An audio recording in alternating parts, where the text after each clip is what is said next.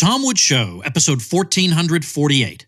Prepare to set fire to the index card of allowable opinion. Your daily dose of liberty education starts here. The Tom Woods Show. Folks, if you enjoy the Tom Woods Show, it's time to go to the next level. And next level Tom Woods is libertyclassroom.com. This is where my friends and I teach all the stuff you did not get in your conventional education. History, economics, and more, the way it ought to be taught, with all the content they left out or distorted. Check it out at libertyclassroom.com. Hey everybody, Tom Woods here. Connor Boyack is back with us again. Connor is president of the Libertas Institute, which is a free market think tank in Utah. He is the author of, if you can believe it, 17 books. And what he's done, and not just with his Tuttle Twins series of books, which, if you haven't heard of them, is a series of children's books illustrating libertarian ideas. It's not just that. He's got something brand new that fills a gap we all knew was there, but nobody bothered to fill it. And yeah, I know you can find here and there bits and pieces, but nothing systematic. He found a gap and he filled it. And namely, how do we teach younger people these ideas, particularly economics, which is something people should learn, obviously. And if they're able to get the basic ideas at a young age, then they'll have a foundation to build on as they get older, and they're less likely to get swept away by hysterics. And Connor has done that. I'm going to let him tell you the news about what he's accomplished, but it's a big deal. It's a big deal what this guy is doing, and I'm thrilled he's doing it. Connor, welcome back. Hey, thanks as always for having me, Tom. You are, I think, one of the most underrated people out there in terms of how much work you do, how many things you do, and how important the stuff you do is. It's absolutely amazing. So I want you to start. I mean, we got three possible things we could talk about that you've done, three major things since the last time we spoke, which was not that long ago, by the way. You have a program. I don't even want to give away what it is, although I guess probably a minute ago in setting this interview up with the folks, I probably did sort of give away what it was. But Free Market Rules, tell us about what that is. So the biggest complaint we've had about the Tuttle Twins series, you'd think we'd get a lot more complaints, right? Like, you're propagandizing children and whatever, right? You're brainwashing them to be Trump supporters, I don't know what, but we don't really get a lot of backlash. The biggest complaint that we get is actually from our own fans, and it's a complaint that we're not producing quickly enough. Like, hey, we read all the books. We want more. Hurry up, and these books take quite a while, especially the illustrations. And so we've heard this for 2-3 years now as we've been really cranking out the books. And that gave rise to this idea of having a curriculum, especially the homeschoolers have been asking for curriculum. But as you'll recall, Tom, last year and a half ago, we started going into schools, creating curriculum, giving books away to classrooms. And the teachers were really desirous for that as well. They're like, it'd be really great if there was some kind of consistent curriculum that we could use. And so, and that's what we've done. We spent about a year working on this with a team of educators and parents and entrepreneurs, really kind of beta testing what this program should look like. And so we've called it Free Market Rules, under the idea that they're the rules of the free market, but also, hey, the free market rules, because it's awesome. And a little double entendre. And so every week, families get content. They get 5 pieces of content a week. So they get a little bit of introductory material, because usually the parents maybe are less familiar with these economic concepts. They feel inadequate to then, be in a teaching position for their children. And so we say, hey, parent, today we're talking about supply and demand, or we're talking about the labor theory of value, or whatever it is. But we make it relevant to the parent, send them to like a Mises.org article, a fee video, or whatever resource can effectively explain for an introductory level person what that content is. Then we provide them with 2 pieces of content, one for younger kids and one for older kids. And so this is like a PDF you can print off. It's an activity. It's a little workbook lesson. It's a field trip idea, whatever it is. It's the activity for the kids to do to really grapple with that week's idea, make it relevant for them, down at their level, make it applicable to their world. And then we provide what we call dinner conversation starters. So the whole idea here is that the parents and the kids are all learning the same idea that week, and with ideas and applications in their world. And so once they're done with that, we say, here are some dinner conversation starters, so that as a family, you can all talk about it and you can better kind of understand and talk through the issues and, well, what unique insights did you gain and what did you do for your activity? And then when we're done with that, we provide what's called like go deeper material. So for the parent, if they're wanting to better understand it and learn even more, then we're sending them to a resource where they can get a little bit more advanced knowledge about that week's concept. But everyone, regardless of whether you sign up now or next year, you start on Unit 1, Week 1, and then every week we kind of hold people's hands as they kind of build in the complexity of ideas and progress in their learning. And so it's a really structured, fun way in the Tuttle Twins brand to teach the nuts and bolts of free market economics to families. You know, as you describe that, anybody listening has to be thinking, this should have been done 50 years ago. Why? Why had this not been done? And of course, your Tuttle Twins series of books, which we'll talk about in a little while, and we've talked about before, those are less, let's say, didactic and more enjoyable. Mm-hmm. But of course, they have lessons throughout them. But that was obviously necessary. I would tell you, I mean, I think when I get emails from parents, more than anything else, more than any question, it's what do I do for my kids aged and, the younger to, let's say, preteen ages? And my answer would be, I don't know. There's nothing you can do. You have no option. And you saw that. And instead of saying, oh, that's just a shame. Boy, we suck. Libertarians are terrible. All they do is sit around and complain. And they don't. You actually did it. How about that? Yeah, well, and like I say, homeschoolers want it, but what we've found is the biggest selling point is for all the rest of parents who can't homeschool, don't homeschool, which is the majority out there.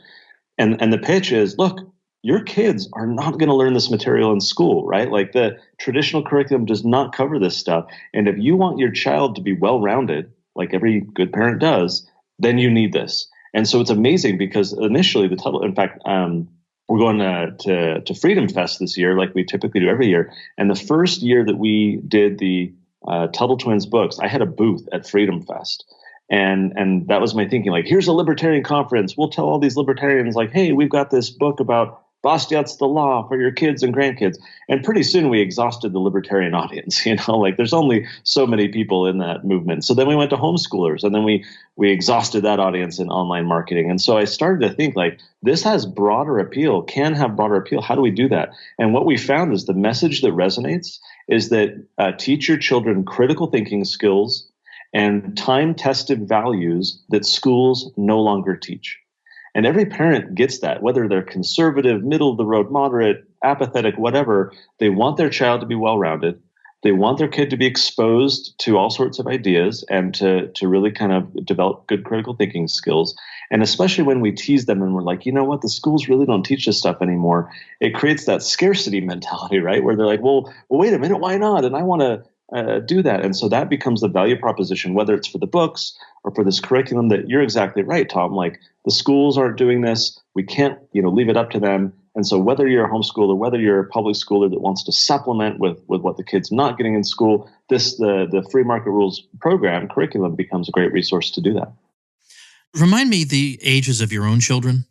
So my kids right now are 10 and 8. Okay. So, this material is aimed partly at them, correct? Yeah. Mm-hmm. In other words, kids that age. Did you test it out on your own kids? Like, do you know that kids respond well to this material? Yeah. So we've kind of used my kids throughout the whole Tuttle Twins initiative, if you want to say that, as guinea pigs. We've got a bunch of core families who are like our most voracious consumers and fans. And so we kind of just iterate through everything. We're developing a card game right now. I don't know that I've publicly announced that anywhere, but we're developing a card game. And so we've got families playing the test card game and giving us input on that. And so we try and really incubate everything like this curriculum with real world families, right? So like, what did you like? What worked? What didn't work? Because we want it to be effective. We want to provide a ton of value. And so we've got fantastic responses. And now that it's in the wild and we recently launched it, we're getting awesome emails back and reviews and Instagram posts of families saying, that was great. We love the discussion questions. We can't wait for the next one. How does this fit into a homeschooler's curriculum? Is it just an add-on that interested parents can use? I mean, is it delivered with materials that parents can use? What does it look like? Yeah, so every homeschooling family is different. I mean, I am one, right? And we're kind of a blend between unschooling and a little bit of curriculum. My wife uses one called The Good and the Beautiful, which is really popular right now. And so we kind of, are mixed, and some families lean more one way and some are very regimented and they religiously follow their curriculum without fail. And so we tried to provide something that was kind of a little structured and a little open-ended. And so every week they're getting an email with the content. Like, here's your introductory content where you can go learn about this week's concept. Here are the PDFs that you can print out and work with your kids on and have them do. And then also it's a little open-ended in that the content itself is not very didactic. It's not extremely structured. There's some room for kids to respond in their own unique way. And the discussion questions are freewheeling, and let's just chat as a family with a little bit of guided support in terms of what these questions are. And then at any point, if parents are struggling to understand an idea or want more clarification, they can reply to any of our emails and get direct communication from us to clarify something or help point them in the right direction. And so we're really trying to be a crutch for parents who want to introduce these ideas to their kids. Most of these people obviously have read the Tuttle Twins books, but they want their children to gain a little bit deeper understanding than the books provide. And so this is the way to do it is we're going to be there every week in their home with this content, and they can religiously follow it if they want. They can kind of adapt it, but we're trying to just be that support so that parents are regularly having these conversations and talking to children about these real world situations, but at their level, so that the kids can be exposed to free market ideas and increase their knowledge as they progress and mature. Can you give us just a specific example of a theme or concept that's taught in this curriculum? So as I said, it's a little bit structured in terms of its order. And so whether you sign up today or whether you sign up in a year, every family is progressing at the same pace. And so we introduce all these ideas with questions. And so Unit 1, Week 1, the simple question is, do you really need that? And so in Week 1, it's what are wants and needs? It's understanding the differences between the two. In the following week, it's how do wants and needs change? From there, we say the question that we're trying to address and answer is, what do we need to satisfy our wants?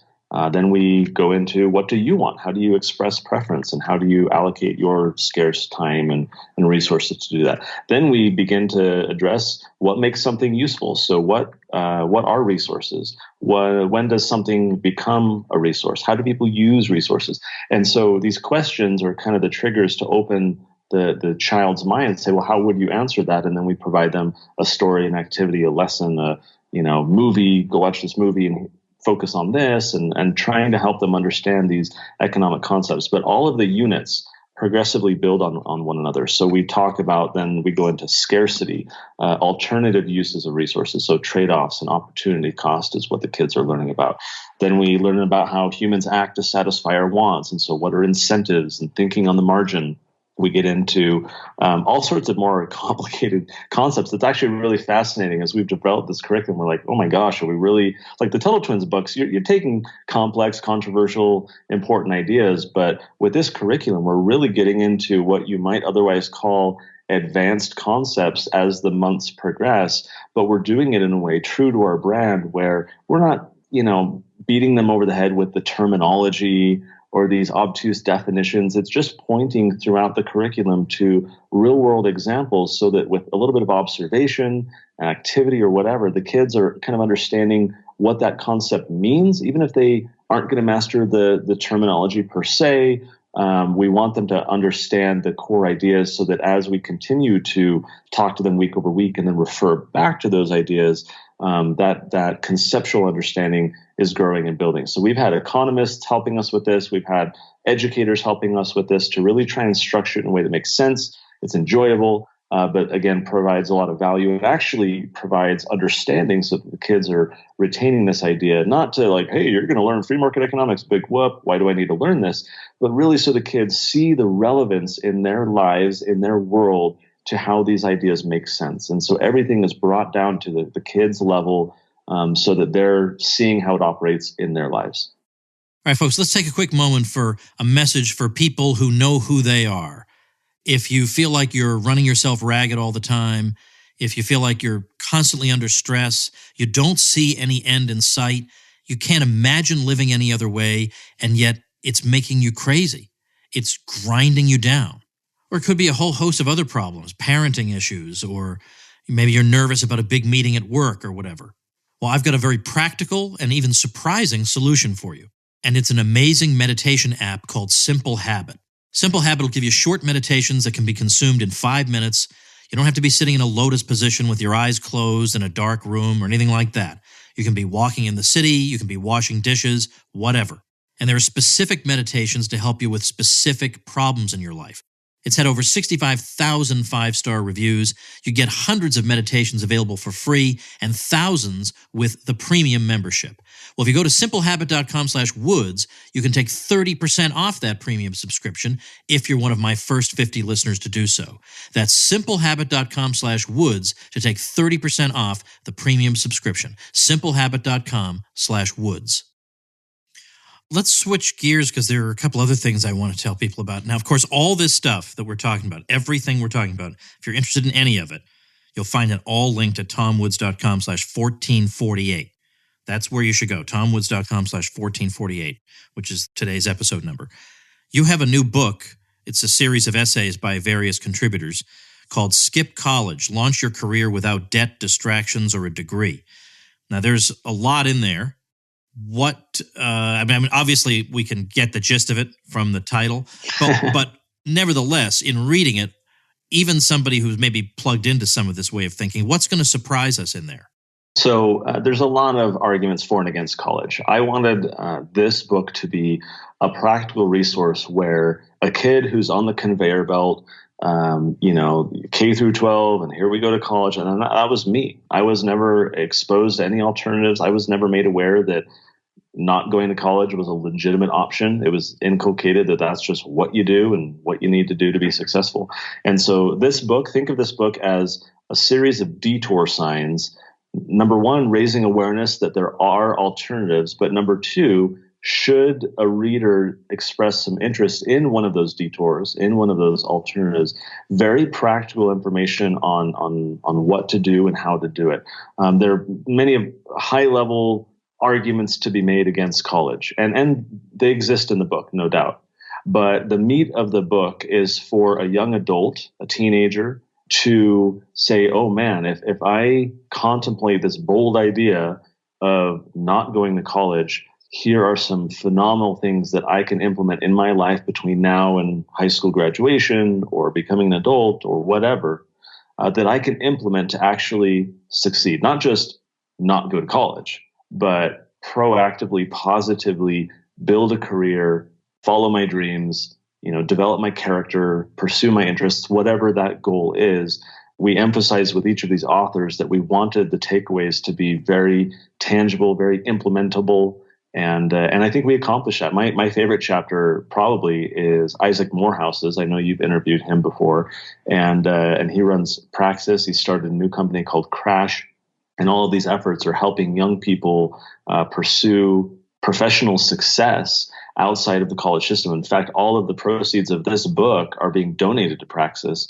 Isaac's chapter was phenomenal in terms of you don't need to go to Praxis at this point. Once you read his chapter of the book, it's like, do X, Y, and Z, and I guarantee you will succeed. It's just very formulaic in terms of Isaac is standing there holding your hand to help you succeed if you indeed jump off that conveyor belt and decide to go down this path. So again, lots of arguments floating around, lots of essays and articles and books about not going to college and the problems with college. And we get into some of those, but the purpose of this book is to hold that young adult's hand as they step off that conveyor belt and say, do this and you'll be all right. Oh, tremendous. So that is another project that you've worked on. Let's talk about a third project, which is another entry in the Tuttle Twins series of books. Now, I've got a number of episodes with you where we've talked about previous entries in this series, and the idea is it's a series of children's books, beautifully illustrated, and then that also demonstrate certain or review certain principles of libertarian ideas, but they do so basically by taking either some classic text or some concept in the libertarian canon and jumping off from there to make a children's book. So now you have a new one that apparently is based on some of the ideas we associate with John Taylor Gatto, who died not too terribly long ago, as a matter of fact. First of all, tell people who he was. John Taylor Gatto was an education reformer. He, in recent past couple decades, went around the country doing public speaking, writing books.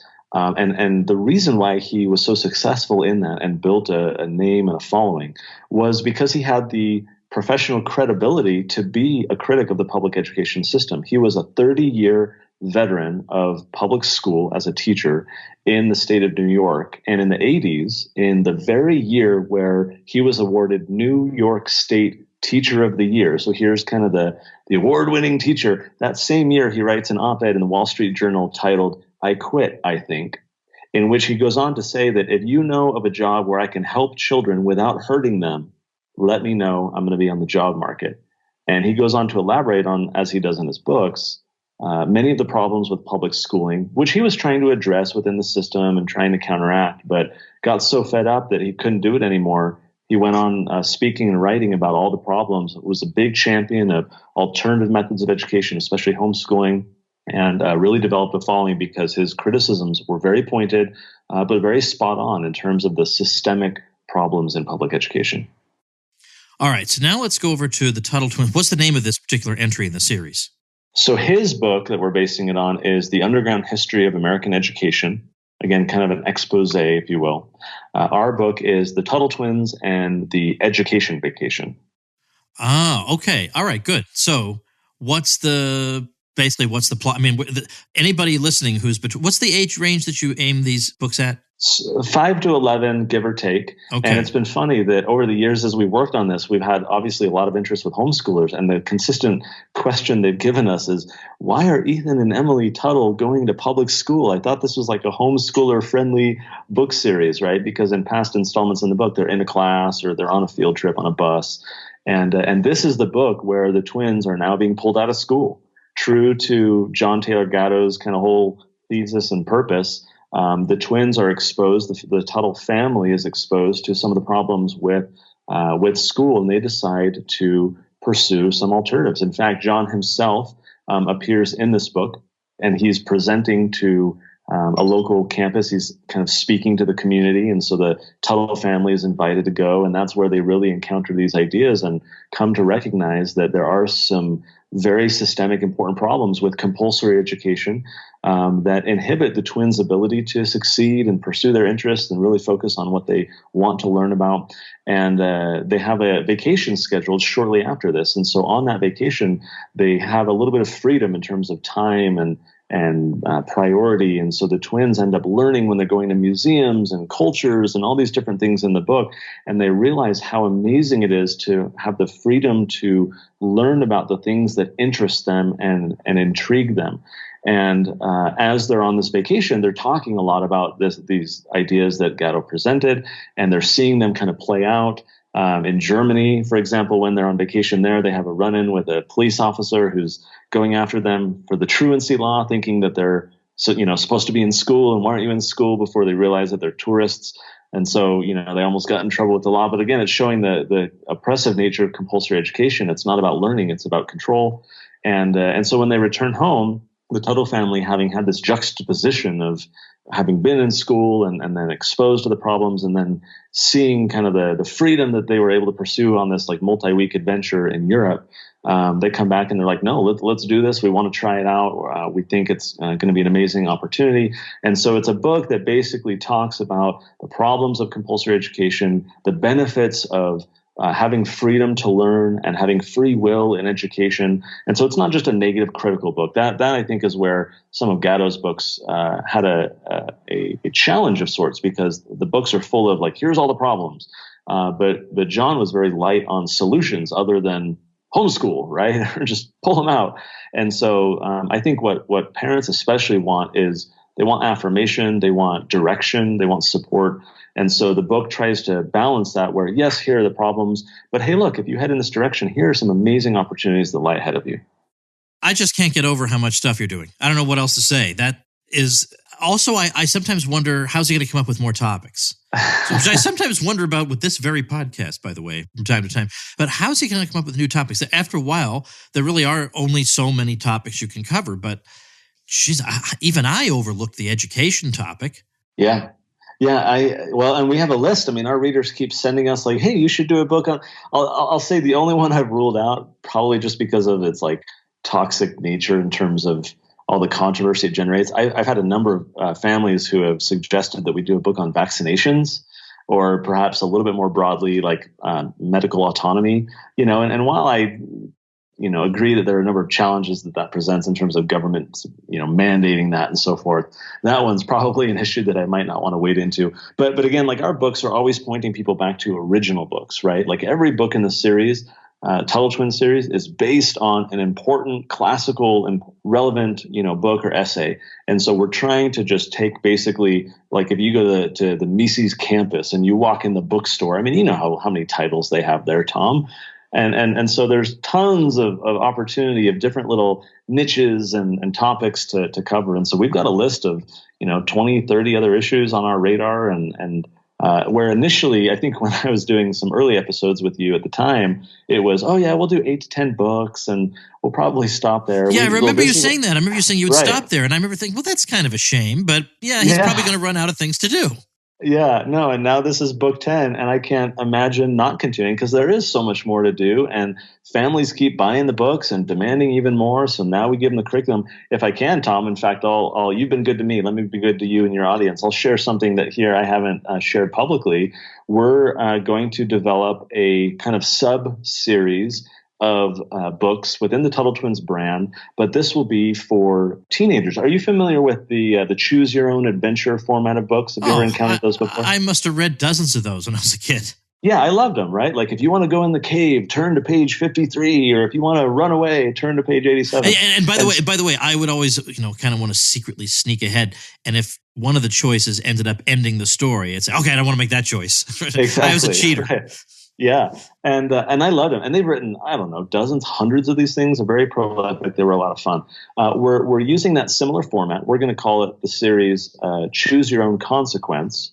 And it's going to be a pick, like choose your adventure style book for teenagers. And so in these books, the twins will be age 15. So in our current series, they're age 9. So now they'll be age 15. And we've got 3 books in the works. One of which we're kind of further ahead with, so I'll share the detail on this one. It's called The Tuttle Twins and the Hyperinflation Devastation.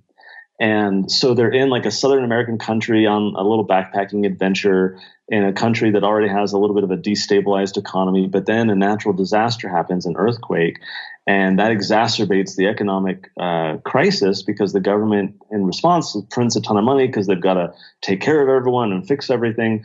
And suddenly the twins are to some degree trapped because the currency hyperinflates very quickly. And so then they're having to figure out how to get home. That's the goal. But along the way, they're making all these different economic decisions. For example, do we buy from this backwater tiny little market, or do we go into this store and you go into the store and you're going to get ripped off, and you go to the backwater little market and someone might steal from you. And there's all these different outcomes and consequences of all these economic decisions. And they start talking about barter, and do we pull out of the ATM, and do we, figure out how to use Bitcoin so that we can, preserve the value of our money for this final few days before we get home. And so it's this economic adventure where throughout it, the fictional story, and this is probably going to end up total like 500 pages in the book, but there's like dozens of threads that you can go down. And but the goal is that where in our current books for younger kids, it's a shorter story. We're introducing the kids to these ideas. It makes sense. It's fun. It's great. In these older books where these older readers are going to be able to understand more, we can take the time to expand on how these issues could play out in an actual situation so that they can, through observation, learn about it rather than just a brief book. And so we're hoping to produce 3 of these as like a mini trilogy by the end of the year so that we can launch them, and then we'll do like one every year thereafter. But then we can have content for teens as well, which I am actually super excited about. Oh, that is tremendous. That's great, because these would be fun books, without a doubt. And, of course, here's my marketing brain. You've already got your mailing list from all the people who ordered the Tuttle Twins through your website. That's right. So that way you can reach out to those people who are getting a little older as the years go by and would be a natural market for this thing. People are always having babies, right? Yeah. And those babies get older. In fact, and then those babies get older. You can sell them multiple products. Product for the young kid, it's just beautiful. Excellent. Yeah, we just did a survey with our list, our audience. We've probably got like 70 or 80,000 families reading these books now.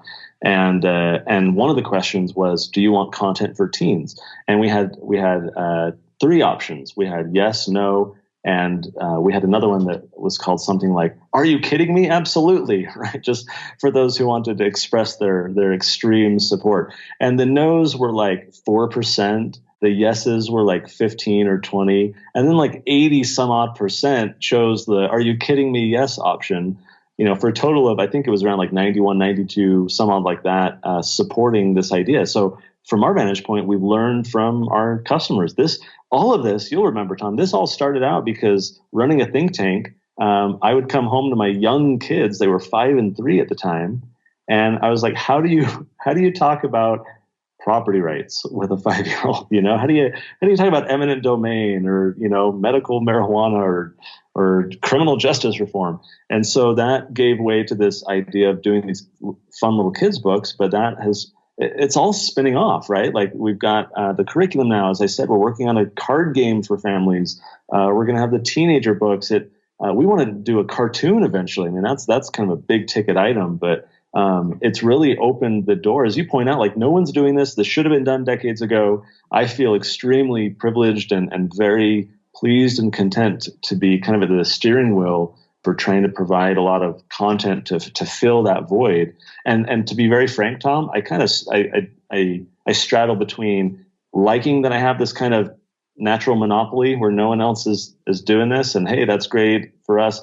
But on the other side, like I think we need dozens more people and companies, providing content for this demographic and this age range, because as kind of a mission of trying to, educate and improve the world, I think we need a lot more of it.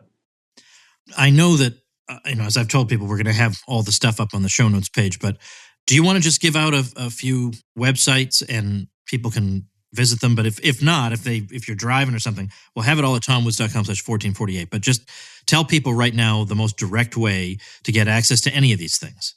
Yeah, so all the books are at TuttleTwins.com. That's where you can get the books, the workbooks, all packaged together for a nice discount and bonus.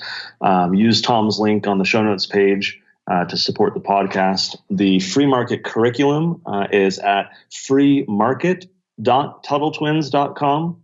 And so that's kind of the standalone landing page where you can learn about the curriculum. Be sure and go watch the cute video of my kids pitching the new curriculum. We have a lot of fun putting that video together. So that's at freemarket.TuttleTwins.com. And then the Skip College book that we talked about, we have exclusively for now listed it on Amazon. We've got it in paperback. We've got it on Kindle. And within a few days, it'll be up on the audiobook as well. Tremendous. Okay, so all that stuff, tomwoods.com/1448. I guess I got to have you on more often so I don't have to stuff 3 major things you've done into one episode, but amazing. But on the other hand, as somebody who burned himself out working too much, I want to give you a little, not quite fatherly advice. I'm not that old. I suppose maybe it's theoretically possible, but it would have been scandalous at that age for me to have had a son. But anyway, let's just say an older brother's advice. All right, let's hear it. Just keep an eye on it. I mean, I know that especially we feel like we got to fix the world and it has so many problems and the stuff you're doing is so valuable and you get incredible feedback, but you got to make sure you're taking care of yourself also. I hope this doesn't sound patronizing. It's just that I see a lot of myself in you and I want Connor Boyack cranking out material for a long time. Yeah, I'm actually on the verge of hiring my first ever executive assistant just so I can offload a lot of the other work that I'm doing and be able to focus on this where I can uniquely provide a lot of value. But you're exactly right. And whether older brotherly advice or, as my wife likes to periodically remind me, it's a message well received, and hopefully this executive assistant can help lighten the load. All right, good. I'm glad you're thinking the right way. All right, best of luck, Connor, and congratulations on all this great stuff. Thanks as always, Tom. Appreciate joining you. All right, folks, I want to tell you about a new podcast, and it's going to be something you are not expecting. It's the Die by the Sword podcast.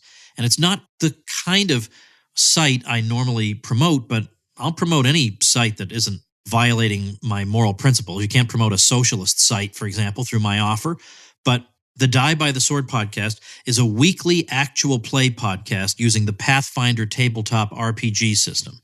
In this adventure, the Game Master and 4 players delve into a horror-themed fantasy campaign filled with immersive storytelling, real dice rolls, dramatic twists, and off-the-cuff comedy. You can find it at diebytheswordpodcast.com.